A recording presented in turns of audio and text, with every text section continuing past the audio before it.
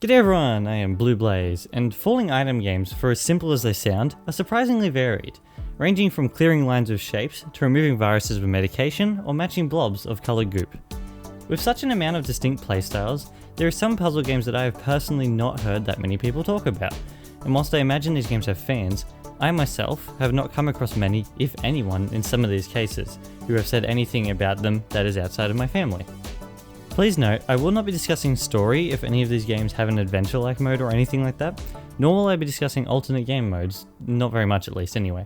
This video is about each of the title's core gameplay primarily. Therefore, here is 5 less talked about falling item puzzle games. Possibly the most famous and well known out of all the games in this video, Lumines plays similar to Puyo Puyo, where the player connects 4 or more of the same colours together, except this time in a square of 4 as opposed to Puyo Puyo's general 2. During the game, a bar will repeatedly move from one side of the screen to the other and remove any groups that have been made. Every now and then, a power-up will be placed on one of the squares, allowing a line of the same colour to disappear, or in the Vita sequel, another power-up swaps some of the blocks around. This version as well includes special abilities depending on the avatar selected. During the gameplay loop of Lumines, many different songs play in the background that includes visual themes for the blocks. I feel this is a fun, rhythmic game that is quite good when trying to survive as long as possible. Whilst not presented as a full game like the others, Sixball Puzzle is the named mode in 51 worldwide games. I feel it again plays similarly to Puyo Puyo, however as sort of a midpoint between that and the previous entry, Lumines. The player instead receives a triangle of 3 randomly coloured spheres from the top of the board, and the goal is to match 6 of the same colours together in order to remove them. With the items being spheres, the game incorporates a small amount of physics in which the sphere will fall in different ways depending on how they land and can roll down from the top of a stack depending on the incline. The movement of the spheres and the triangle formation, I feel, makes for a fun game of which can be expanded on more in the future. First released on the Sega Mega Drive or Genesis for other parts of the world, Columns is an interesting mix of falling block type games and gem matching puzzle games. However, it plays like a mix of Tetris and Puyo Puyo put together.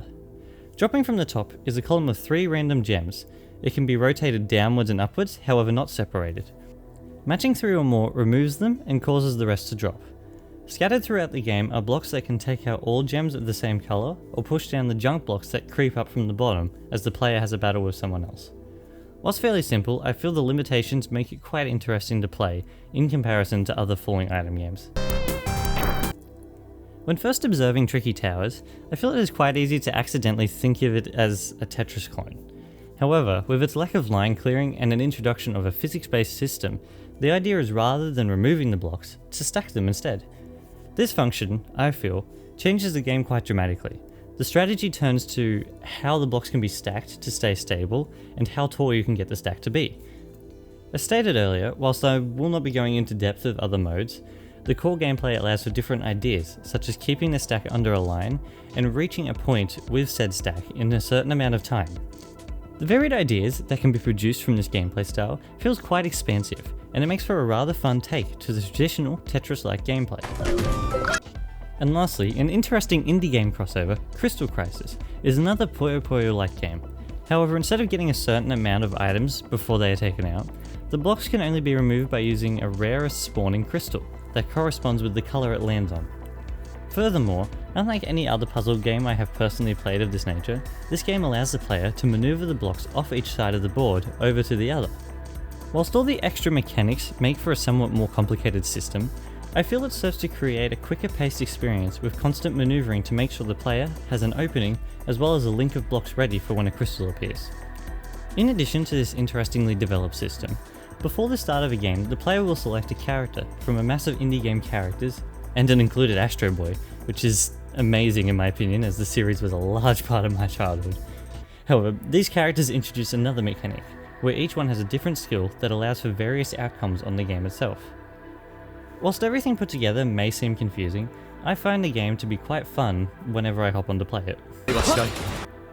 Alrighty, that is the 5 puzzle games I personally have not heard as many talk about. I'm curious to see how many do know about them and even find out some more that I myself do not know. However, for now, I believe that is all from me. I hope everyone enjoyed the video. Thank you for watching, and I shall be back in the next one. Cheers everyone!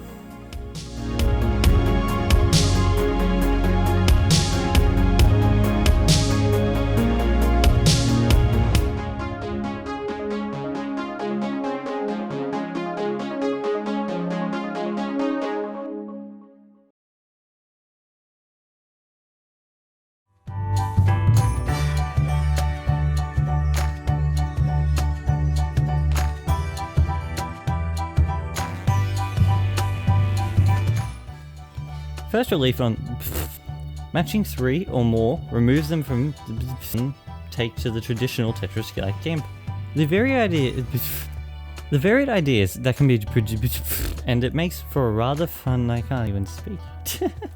And it makes for a rather every time the same line. And it makes for a rather fun take.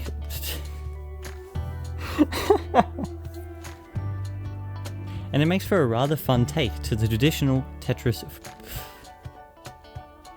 And lastly, in addition to this interesting